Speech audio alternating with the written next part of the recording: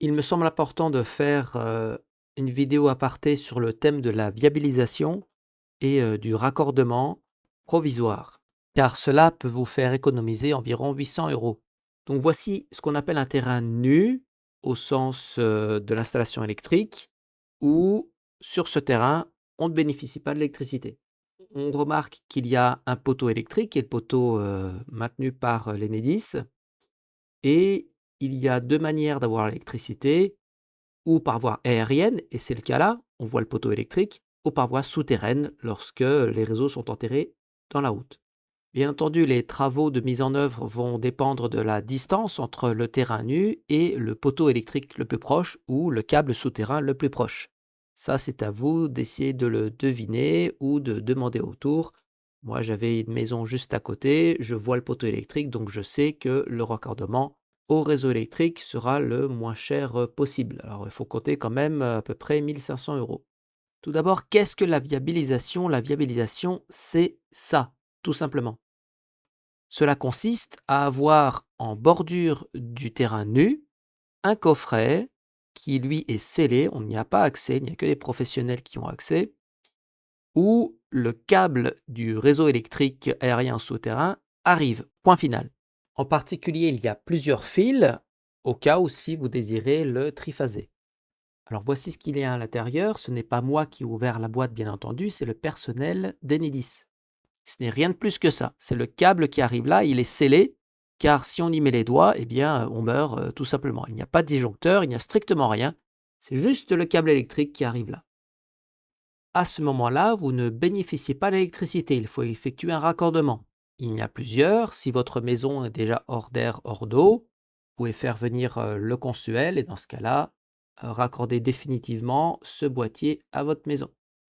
Mais il faut, pendant la construction de la maison, bénéficier de l'électricité pour faire tourner quelques petites machines. C'est ce qu'on appelle un raccordement provisoire. Il y a deux manières d'effectuer un raccordement provisoire, avec ou sans viabilisation. Si le terrain n'est pas viabilisé, c'est-à-dire si vous n'avez pas de coffret de viabilisation, alors il vous faut un coffret de chantier, comme celui-ci. Dans le cas de cette image, le raccordement est aérien et le coffret de chantier est accroché au poteau électrique. Pour cela, il faut compter à peu près 400 euros de coffret de chantier plus 400 euros d'installation de la part d'Enedis pour relier ce coffret de chantier au poteau électrique.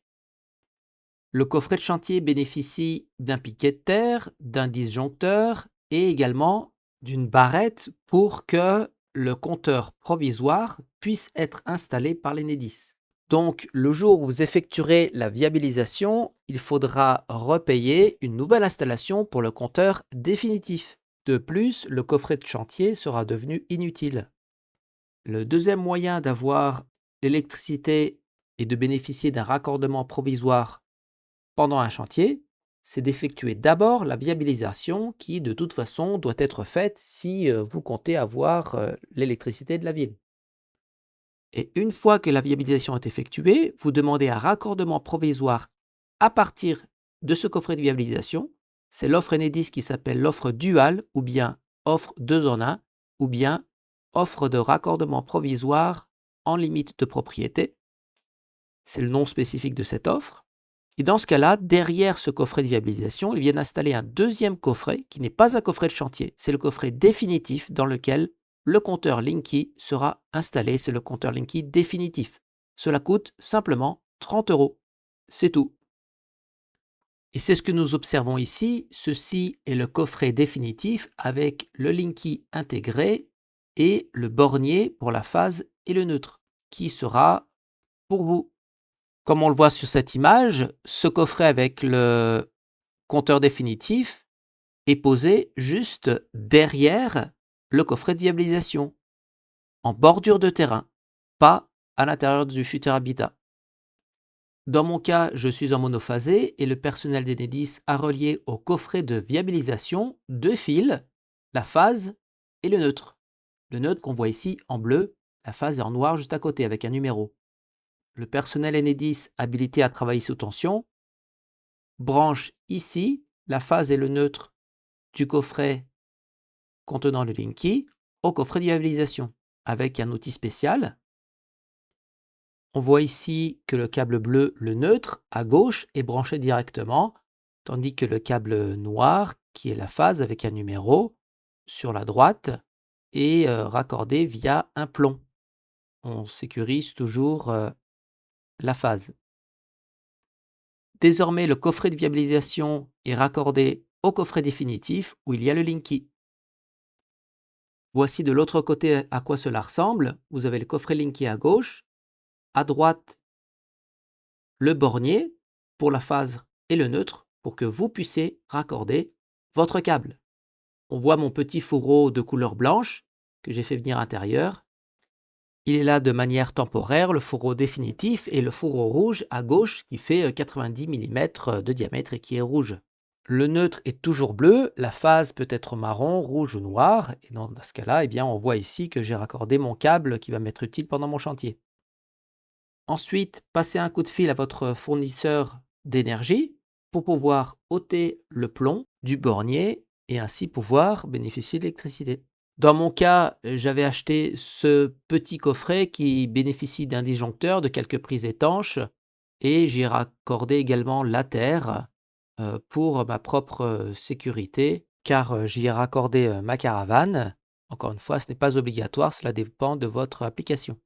Ensuite, il vous faut bénéficier d'un contrat avec un fournisseur d'énergie qui fournisse de l'énergie pour un raccordement provisoire. Donc là, vous bénéficiez d'un raccordement provisoire où le câble est directement branché au compteur Linky définitif. L'Enedis, en général, envoie à cette étape un document qui dit que vous devez acheter un coffret de chantier, que vous devez avoir des disjoncteurs avec un piquet de terre, mais en fait, il n'y a personne qui vérifie. Ce n'est pas obligatoire, donc vous n'êtes pas obligé de faire tout ça. Si vous comptez juste brancher des perceuses, etc., eh bien, se raccorder juste avec la phase neutre, c'est suffisant. Vous pouvez effectivement acheter un boîtier avec un disjoncteur, plusieurs prises, etc. C'est à vous de voir, mais ce n'est pas obligatoire malgré le fait que ce soit stipulé dans les papiers envoyés par l'Enedis. Donc, en fait, vu que c'est une nouvelle offre en 2026, eh bien, tous les papiers envoyés automatiquement par le système d'Enedis ne sont pas forcément à jour. Faites attention à vous lors des branchements et faites appel à un professionnel si vous ne savez pas faire. Merci.